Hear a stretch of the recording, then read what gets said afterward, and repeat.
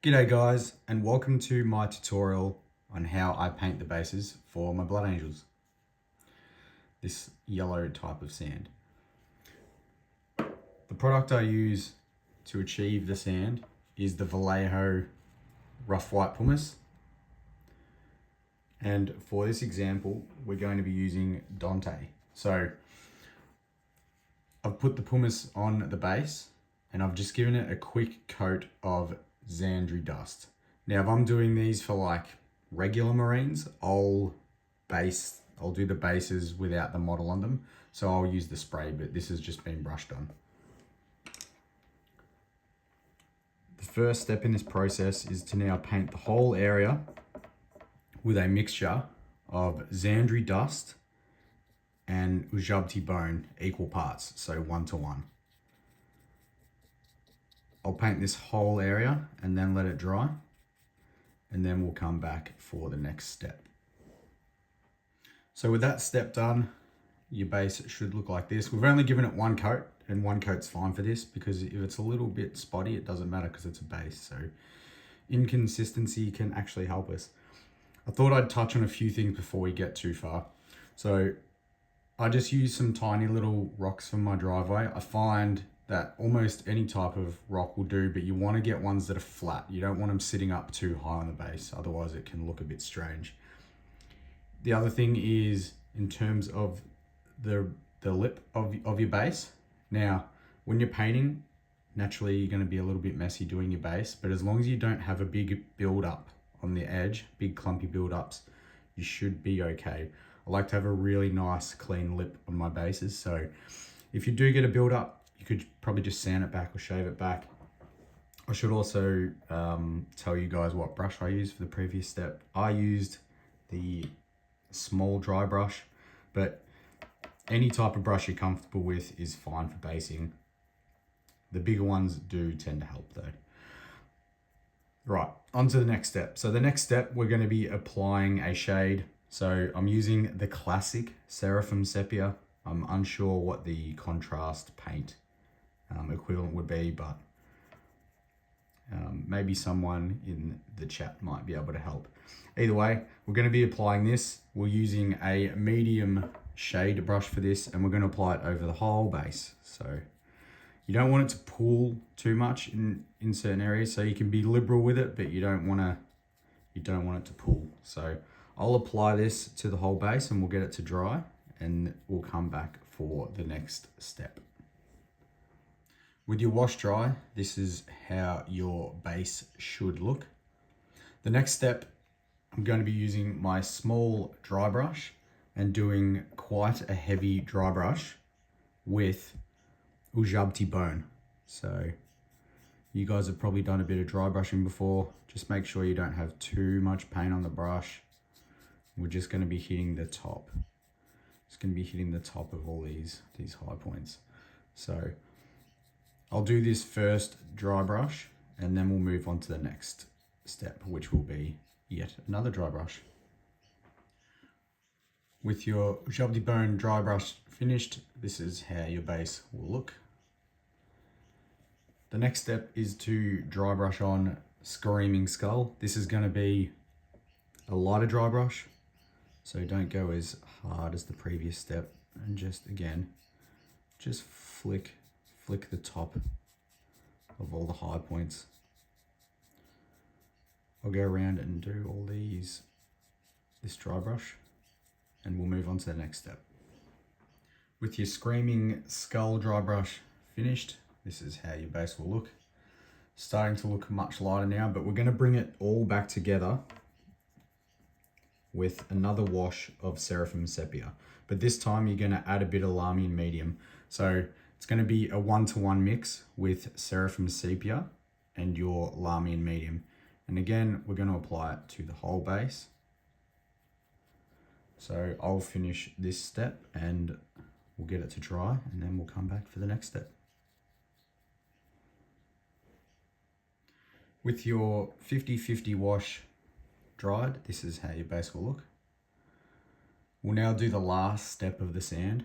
For the last step of the sand, we're just going to get our small dry brush again with Screaming Skull. And this is going to be a very, very light dry brush. So this is the part you need to take the most care with in terms of the dry brushing. So you're just going to go around and flick the top of all the high points again.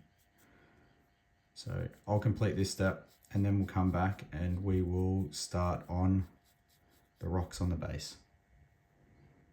With your final dry brush complete, your sand is finished. This is how it should look. We'll move on to the rocks now. A good rule of thumb is if your sand on your base is a warm color, then I like to paint my rocks a cool color, or vice versa. If you use a cool sand, it's nice to have a warm rock. So in this instance, we're going to be painting our rocks with standard mech. So I'm just using a medium layer brush for this.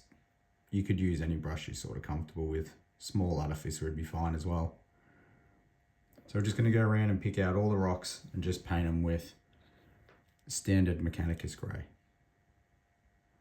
I'll do this step and then we'll come back for the next step. So I've picked out all the rocks with standard mech. The next step is to wash them with the original Null Oil. So if you've got the new Null Oil, you might need to apply 2 coats for this. Or you could use maybe the Black Templar contrast and thin it down a little bit. So all you're going to do is apply Nuln all over the rock. So I'll do those other 3 rocks there and we'll get the Nuln to dry and we'll move on to the next step. With your rocks washed and dry, this is how they should look. The next step, we're going to apply our first dry brush. For this, we're going to use Dawnstone grey. I think it's just Dawnstone actually. For this, I've got a small artificer layer brush that I've actually cut down to sort of make it flat and turn into a little bit of a dry brush, because I like to have a little more control when I'm dry brushing these stones so I don't flick it all over the sand we just finished before.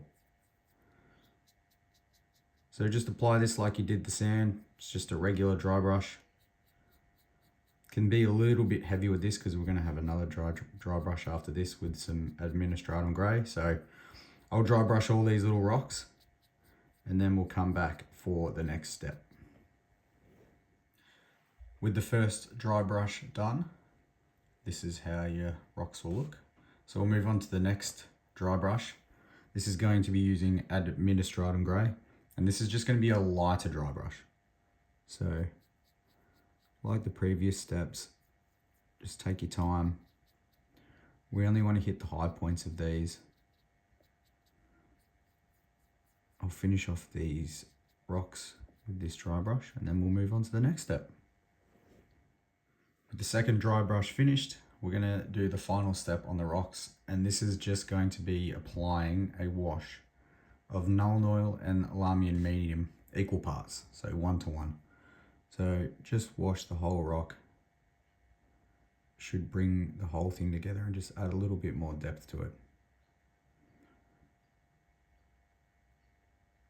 I'll finish this step on these rocks and I'll get it to dry, and then we'll come back and we will paint the lip of the base.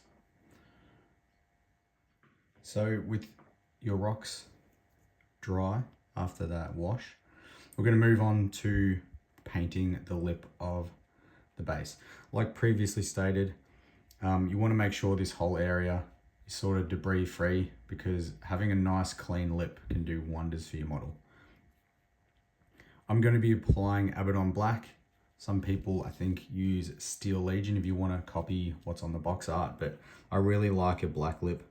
So thin out some Abaddon Black, probably thin out more than you normally would. I'm going to use a medium layer brush for this step, and you want to start at the back of the model, not at the front, start at the back. And all we're going to do is simply paint the whole lip of the base. Now this is probably going to take 3 coats to get it nice and smooth and flat. So I'll just bring that back to the center of the picture. So yeah, we're just going to work around the whole model like this. I might do the whole thing so you can just see how it looks.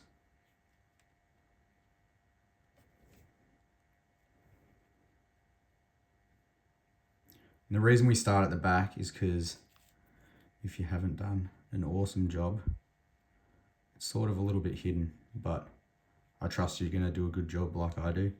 And you can see exactly how thin my paint is. Just overlap where you started. Yeah, you can see how thin the paint is.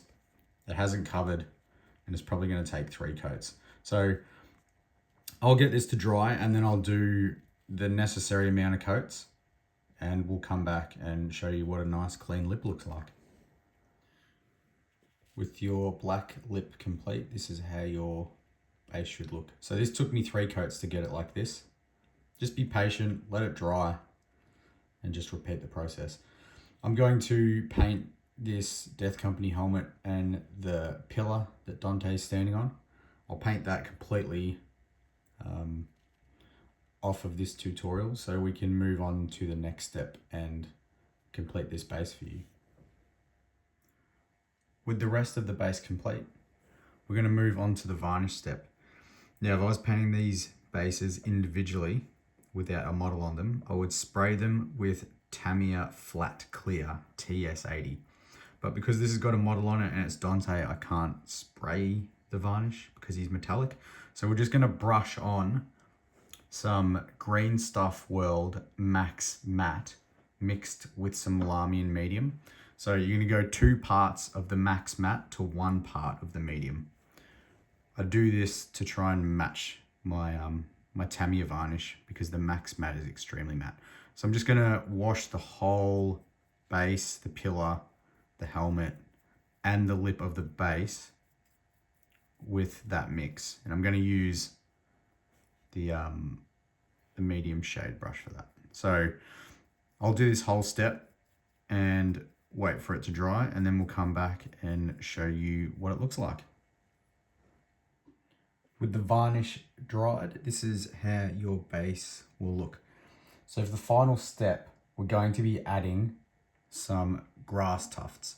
I like the gamer's grass tufts. They come in multiple colors and different sizes. They're absolutely fantastic. So I'll be using the beige 2mm wild tufts. I also have some of the beige 2mm tiny tufts.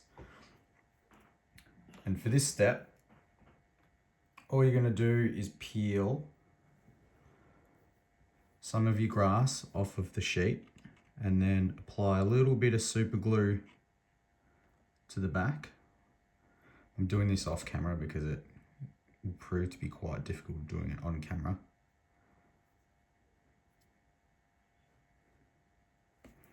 So I've just got a little bit of super glue on the back of this. And I actually don't like this little hole that's on the base where the pillar is meant to come through. So I'm just going to put this grass tuft right in that spot.